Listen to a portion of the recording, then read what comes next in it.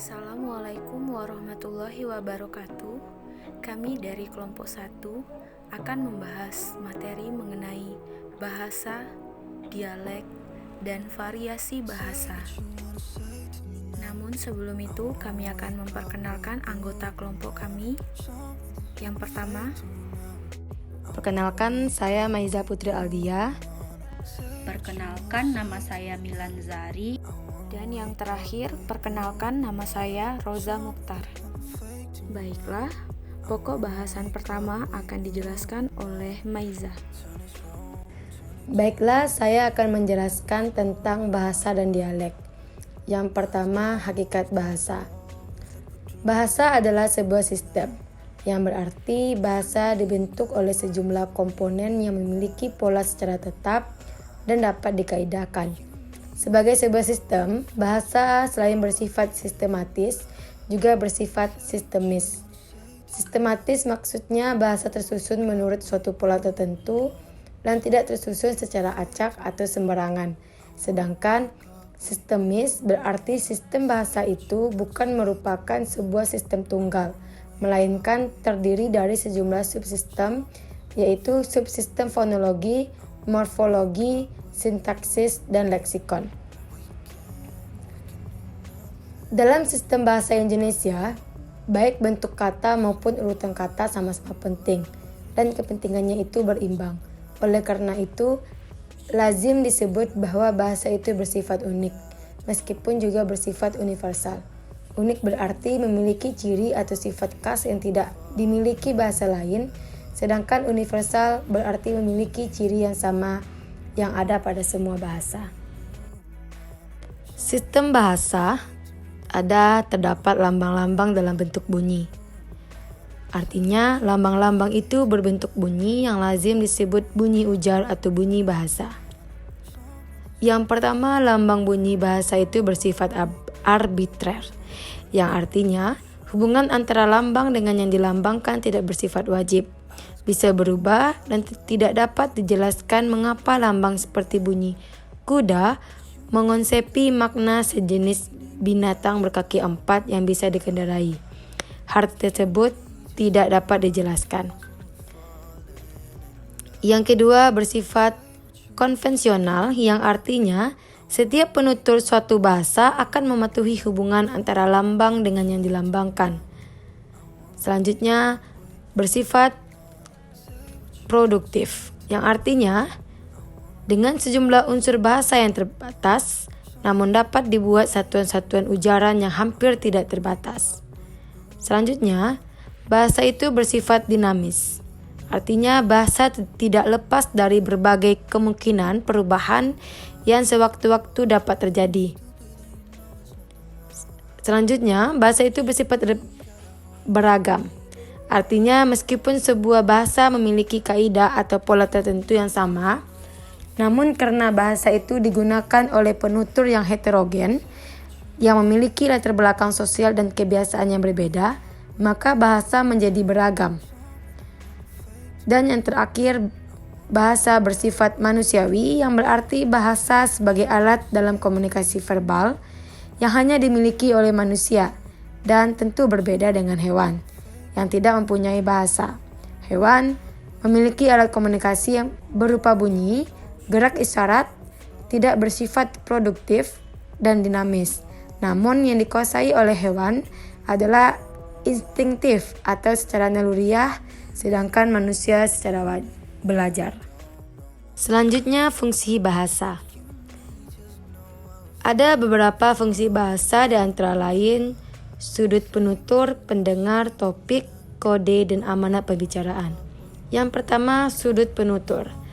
Bahasa berfungsi personal atau pribadi.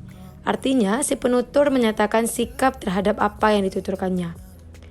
Yang kedua, segi pendengar. Bahasa berfungsi direktif. Artinya, si penutur mengatur tingkah laku pendengar menggunakan kalimat yang menyatakan perintah, himbauan, permintaan, maupun rayuan. Selanjutnya, segi kontak atau penutur antara penutur dan pendengar. Bahasa berfungsi fatik, yang artinya fungsi untuk menjalin suatu hubungan, memelihara, memperlihatkan perasaan bersahabat atau solidaritas sosial. Selanjutnya, segi topik ujaran. Bahasa berfungsi referensial, artinya bahasa berfungsi sebagai alat untuk membicarakan objek atau peristiwa yang ada di sekeliling penuturnya atau yang ada di dalam budaya pada umumnya. Selanjutnya, segi kode yang digunakan. Bahasa berfungsi metalingual atau metalinguistik, yang artinya bahasa digunakan untuk membicarakan bahasa itu sendiri. Yang terakhir, segi amanat. Bahasa berfungsi imajinatif, yang artinya bahasa digunakan untuk menyampaikan pikiran, gagasan, dan perasaan baik yang sebenarnya maupun yang hanya imajinasi saja. Yang terakhir, dialek. Dialek atau dialektos yang berpadanan dengan logat, yang digunakan untuk menyatakan sistem kebahasaan yang digunakan oleh suatu masyarakat yang berbeda dari masyarakat lainnya, tetapi menggunakan sistem yang erat kaitannya.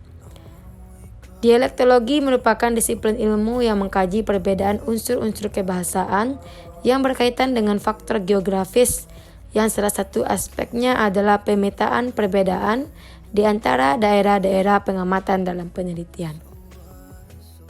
Materi selanjutnya akan dibahas oleh Roza. Menurut Zulaiha, tahun 2010, dialek daerah atau dialek regional didasarkan secara geografis.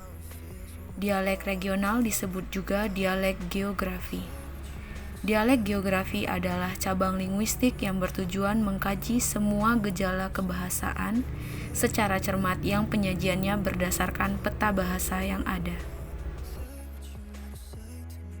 Selanjutnya, tujuan dialek regional. Tujuan umum dari dialek regional adalah tersedianya data bahasa bagi para linguistik lain, seperti linguistik historis komparatif. Selain data tersebut, telaah dialek juga berguna sebagai sumbangan berharga bagi usaha konstruksi dan pengelompokan bahasa.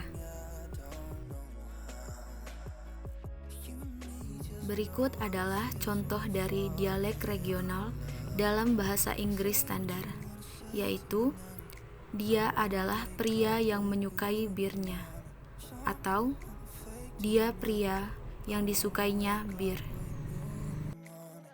Menurut Thomas dan kawan-kawan pada tahun 2004, kemungkinan besar itu akan menjadi latar belakang daerah penutur yang menentukan bentuk mana yang mereka gunakan. Tetapi semakin jauh ke bawah skala sosial kita pergi, semakin besar juga variasi regionalnya. Materi selanjutnya akan disampaikan oleh Milan. Di sini saya akan menjelaskan tentang dialek sosial. Istilah dialek sosial dapat digunakan untuk menggambarkan perbedaan dalam bahasa yang terkait dengan berbagai kelompok atau kelas sosial. Dialek sosial berasal dari kelompok-kelompok sosial dan terkait dengan berbagai faktor. Faktor utama yaitu kelas sosial, agama, dan etnis. Pada negara India misalnya, dipengaruhi oleh faktor kasta yang menjadi salah satu pembeda sosial yang paling jelas dan cukup sering menentukan ragam bahasa yang digunakan oleh si penutur. Kelompok sosial atau kelas sosial memiliki berbagai faktor yang dapat digunakan untuk menentukan kedudukan sosial. Misalnya pekerjaan, tempat tinggal, pendidikan, pendapatan, ras atau kategori etnis, latar belakang budaya, kasta, agama, dan sebagainya. Faktor-faktor tersebut terkait secara langsung dengan cara orang berbicara yang menjadi tolak ukur adanya dialek sosial. Dialek sosial adalah ragam bahasa yang digunakan oleh kelompok tertentu yang membedakannya dari kelompok masyarakat lainnya. Kelompok tersebut terdiri atas pekerjaan, usia, kegiatan, jenis kelamin, pendidikan, dan sebagainya. Dialek ini memungkinkan adanya perbedaan antara penutur dari variabel sosial tertentu dengan variabel sosial yang lain, meskipun tetap berada dan berasal di daerah yang sama. Contoh dari dialek sosial.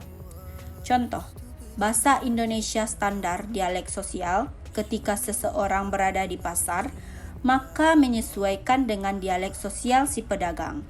Contoh dari kalimatnya, Bu, berapa sayur ini? Goceng, Bu. Baiklah, sekian presentasi dari kelompok kami. Terima kasih kami ucapkan. Wassalamualaikum warahmatullahi wabarakatuh.